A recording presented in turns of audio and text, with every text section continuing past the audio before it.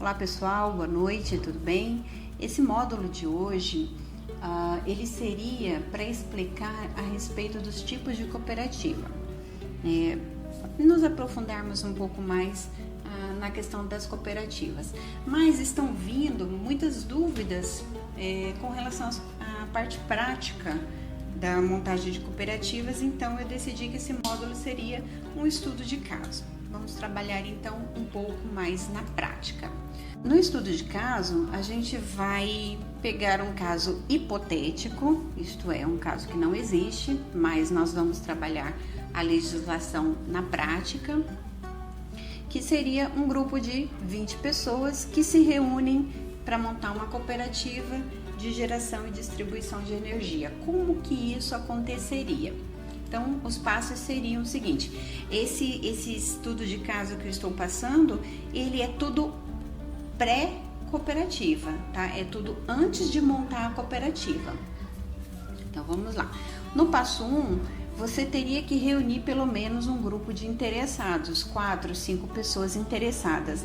Por que precisa de reunir inicialmente os interessados? Porque a ideia parte de alguém e aí este alguém ele vai dividir a sua ideia com outras pessoas e o agregamento de várias ideias vai fechando o processo da montagem de cooperativas, até porque a cooperativa é a reunião de pessoas interessadas em um objetivo comum, né?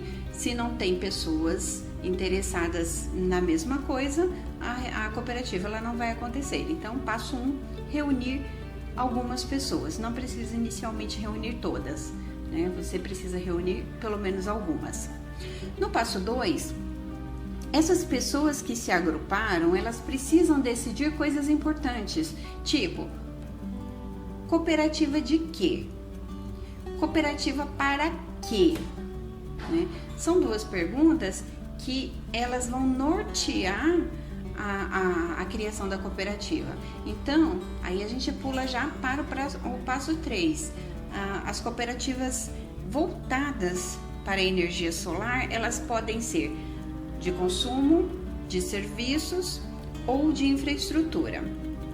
Basicamente, a cooperativa de consumo, ela precisa reunir 20 pessoas interessadas, né, de acordo com o artigo 1094 do Código Civil, e essas 20 pessoas interessadas vão trabalhar para compra de equipamentos, né? Essas cooperativas de consumo, elas servem para aquisição de equipamentos. Uma vez que se estabelece um CNPJ, através desse CNPJ, os cooperados eles conseguem barganhar preços, conseguem comprar com uma quantidade maior, né, mantendo uma determinada qualidade. Então, as cooperativas de consumo elas servem para isso, compra de equipamentos que sejam comuns para todo mundo. Na sequência, vocês podem ter também uma cooperativa de trabalho.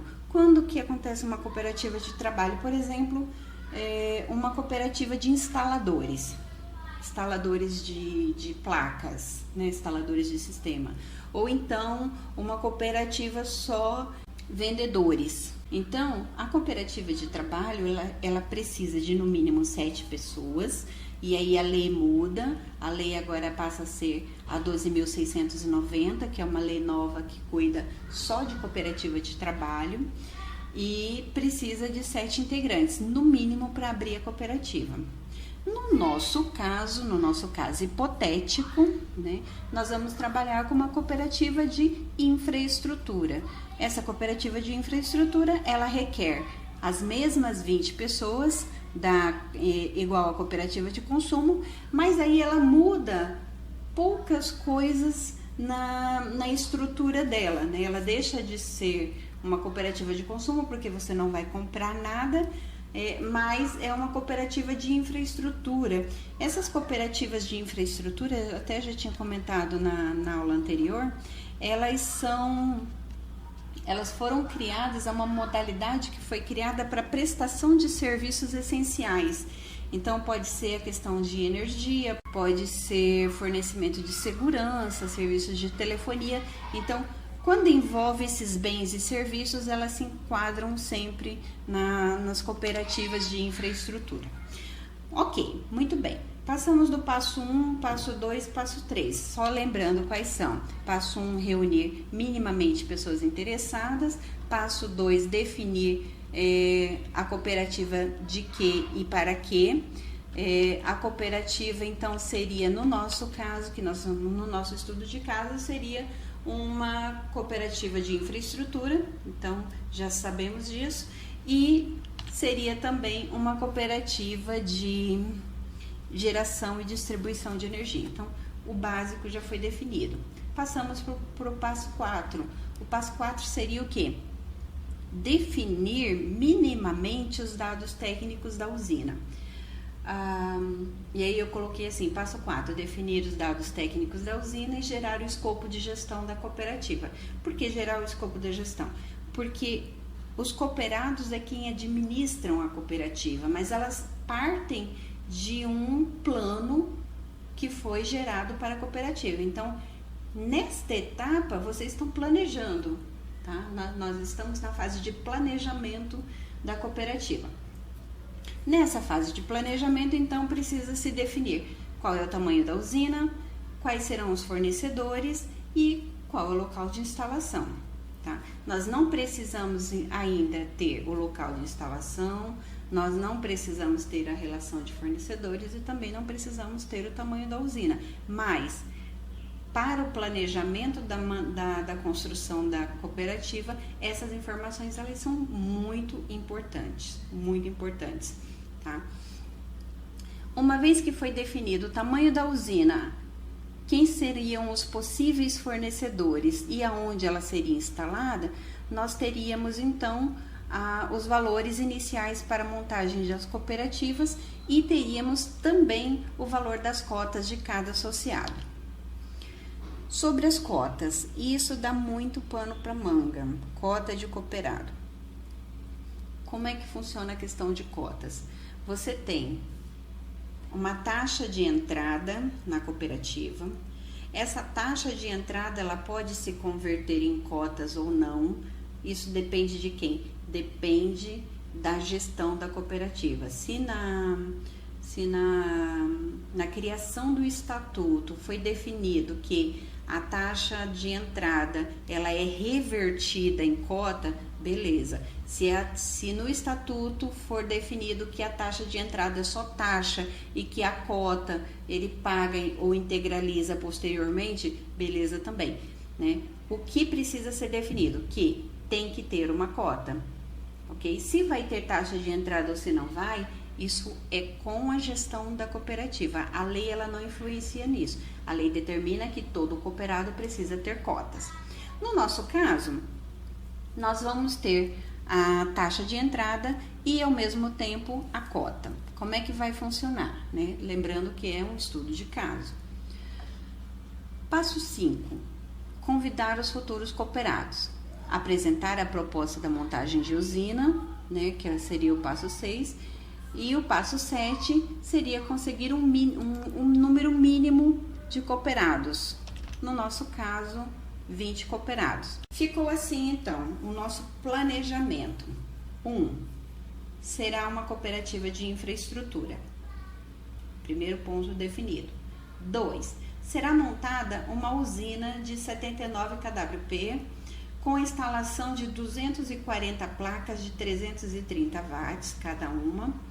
E o preço total da usina montada, sem o terreno, seria de 275 mil. Isso tudo no nosso estudo de caso, tá? Então, nós estamos aqui montando uma usina de 79 kWp, 240 placas de 330, uma cooperativa de infraestrutura, que vai custar pra gente, né, para nós que estamos montando a cooperativa, 275 mil reais. Isso só equipamento e a montagem de usina. Como ficaria isso para cada cooperado? Então, lembrando, usina de 79 kWp e o preço total 275 mil. Considerando que nós temos que ter pelo menos 20 ingressantes para abrir a cooperativa, então o cooperado ele precisa pagar a parte dele, né, a taxa de entrada, para que a cooperativa com esse dinheiro viabilize, né, a montagem da usina. Como é que ficaria? Cada cooperado teria que entrar com um montante de R$ 13.750 para que os 20, pagando os 13.750, pudessem somar os 275 mil necessários para a instalação dessa usina de 79. Lembrando que nós chegamos nesse valor através de pesquisas feitas com fornecedores, depois de analisadas todas as propostas, foi verificado que a proposta B foi a proposta melhor, que estava com preço mais interessante, que ia entregar dentro de um prazo viável, então aquele valor foi o valor escolhido.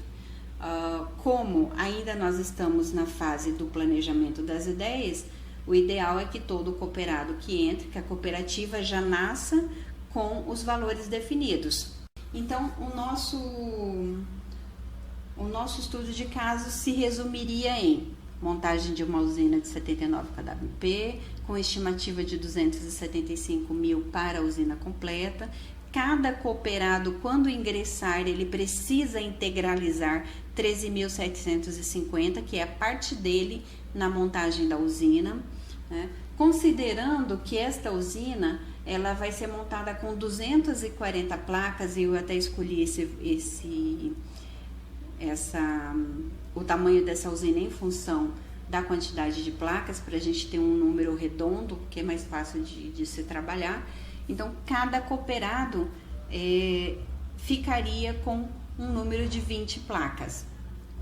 Então, recapitulando, para ser cooperado, ele tem que integralizar ou pagar ou subscrever, que são os termos que as cooperativas elas exigem, subscrever ou integralizar a taxa de 13.750.